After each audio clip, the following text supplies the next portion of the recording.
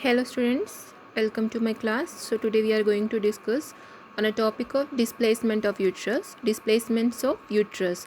It includes two main headings here. One topic is the retroversion, another is the prolapse. Two main topics come under the displacement of the uterus. So as you know, the uterus is not a fixed organ, so minor variation can occur in a position in any direction constantly with the change in the posture, or while straining with a full bladder or with a loaded rectum there will be change in the position.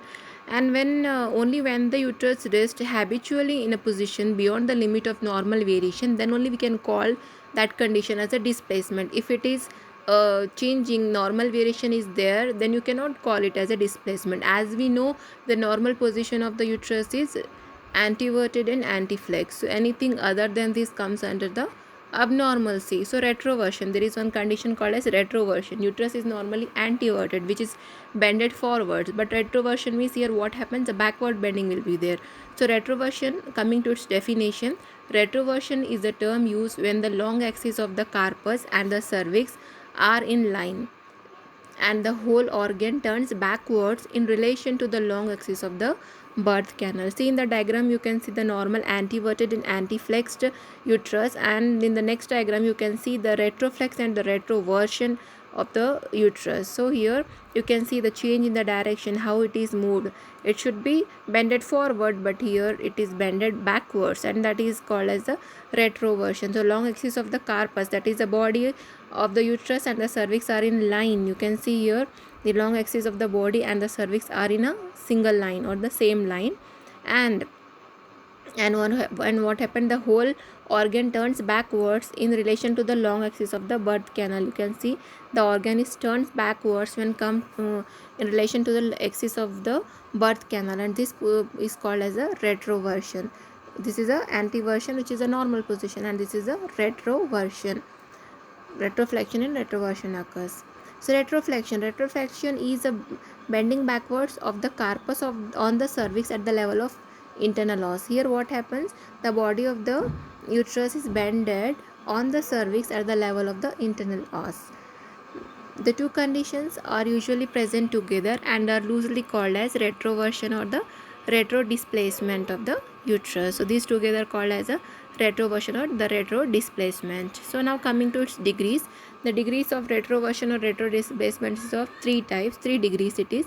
First degree, second degree, and the third degree. So conventionally 3 degrees are described. First degree, here what happens, the fundus is vertical and pointing towards the sacral promontory. Here the fundus is vertical and it points towards the sacral promontory. In the second degree, the fundus lies in the sacral hollow but not below the internal os, means more bending will be there backwards, but still it is not beyond the internal os. In the third degree, the fundus lies below the level of the internal os. So these are the 3 degrees of retro displacement or the retroversion. Causes, the causes can be divided into the developmental cause and the acquired cause. Developmental includes it is the commonly seen in the fetuses and the young children. Due to the developmental defect, there is a lack of the tone of the uterine muscles. The infantile position is retained here. It is often associated with a short vagina or with shallow anterior vaginal fornix. And the acquired is seen in the purpurium, prolapse, tumor, pelvic adhesions, etc. cases. In purpurium, the stretched ligaments caused by the childbirth fail to keep the uterus in its normal position. A subinvoluted bulky uterus aggravates the condition. In prolapse, retroversion is usually implicated in the pathophysiology of the prolapse, which is mechanically corrected by the traction following the cystocele. And tumor cases also, there are chances of retroversion because the fibroid either in the posterior or the anterior fibroid wall produces heaviness of the uterus, and hence it can fall behind. So because of the bulkiness or the pressure on the uterus, it can fall behind of the fibroid. Then pelvic adhesions, yes, adhesions either inflammatory or operative due to the pelvic endometriosis pull the uterus backwards or the posteriorly. So these are the acquired causes. Coming to the clinical presentation, the condition is classified either as a mobile and fixed, uncomplicated and complicated by the pelvic diseases. So these are clinical presentation depends on the mobile retroverted uterus or the fixed retroverted uterus, or uncomplicated or the complicated by other pelvic diseases. Coming to first the mobile retroverted uterus, here the symptoms includes the mobile retroverted uterus is quite common, and almost always remains asymptomatic. However, the following symptoms may be attributed to it, like chronic premenstrual pelvic pain. It is due to the varicosities in the broad ligament produced by the kidneys, and the manifestations are those of the pelvic congestion syndrome. Backache, dyspareunia will be there, deep dyspareunia, especially deep dyspareunia due to the direct thrust by the penis against the retroflexed uterus or the prolapsed ovaries lying in the pouch of Douglas. And in infertility in third degree retroversion, the external loss is away from the seminal pole at the posterior fornix during coitus, and it may be occluded by the anterior vaginal wall. So here sperm cannot enter inside because of the severe third degree retroversion, so it may lead to the infertility.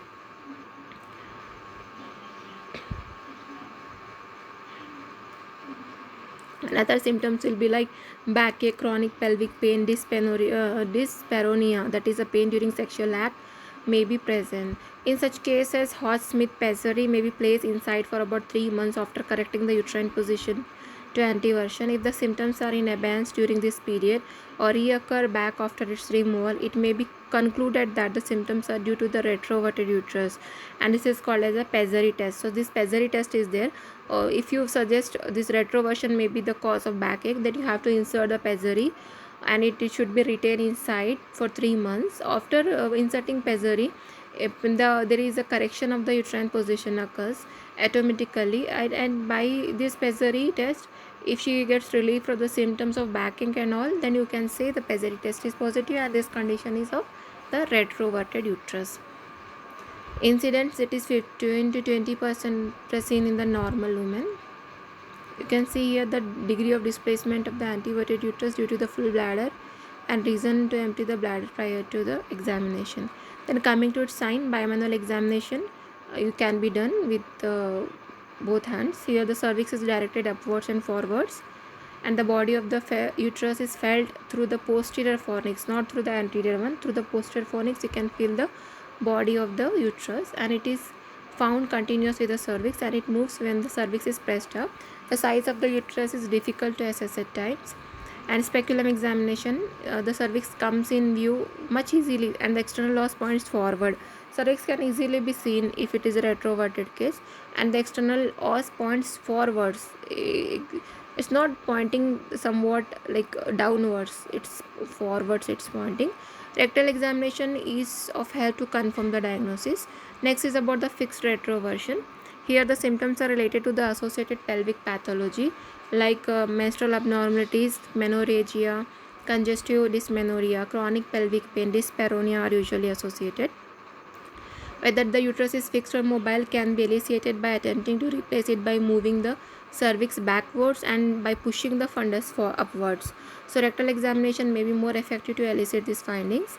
It is indeed of paramount importance to identify the position of uterus, as it is often necessary to identify prior to minor intrauterine manipulation such as inserting IUCDs or introduction of the uterine sound. Empty the bladder prior to the internal examination is mandatory. Differential diagnosis. The retrodisplacement may be confused with the hard fecal mass in the rectum, small fibroid on the posterior wall of the uterus, and small ovarian cyst in the pouch of Douglas. Pregnancy in the retroverted uterus. Retroversion per se has got practically no adverse effect either on fertility or on early pregnancy wastage. In pregnancy, spontaneous correction usually occurs by 12 to 14 weeks, while the cause of infertility is mainly mechanical, as mentioned earlier.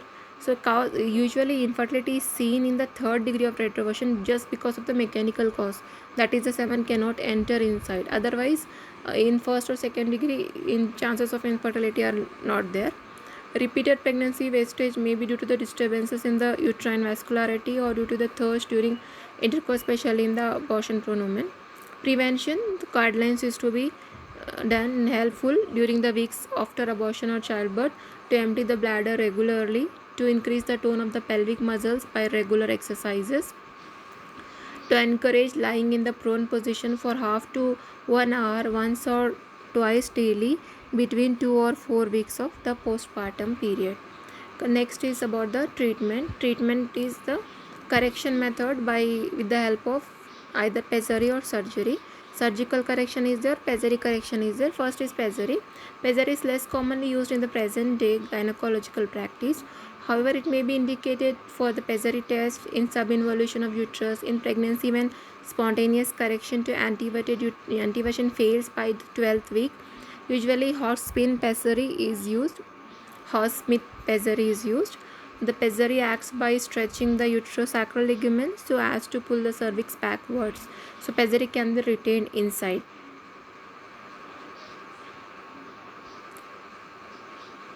Here you can see the insertion of pessary. This is a pessary, it is inserted inside.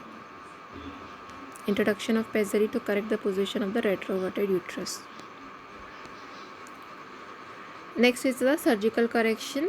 Surgical correction is indicated in cases where the pessary test is positive, indicating that the symptoms are due to retroversion. That means first confirmation of the retroversion should be done. Second is a fixed retroverted uterus producing symptoms like backache or dyspareunia. Then you can go for the surgery. The principle of surgical correction is a ventrosuspension of the uterus. Here ventrosuspension of the uterus is done by plicating the round ligaments of both the sides extraperitoneally to under surface of the anterior rectal sheath. So here plicating the round ligaments of both the sides peritoneum, that is outside the peritoneum, to the under surface of the anterior rectus sheath. This will pull the uterus forwards and maintains it permanently in the same position. So this is a ventrosuspension operation done for the retroversion. So this completes the retroversion. Next is about the POP, that is a pelvic organ prolapse.